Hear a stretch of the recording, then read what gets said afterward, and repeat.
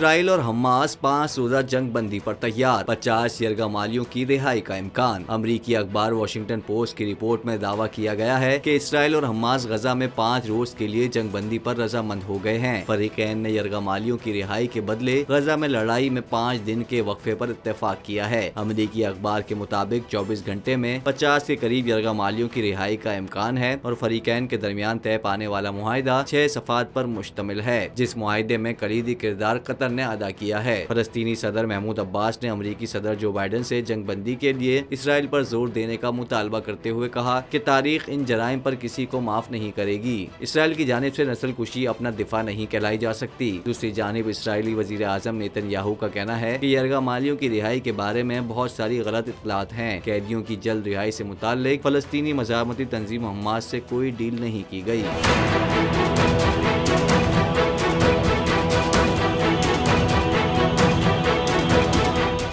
Subscribe करें और bell दबाएं ताकि कोई खबर रह न जाए।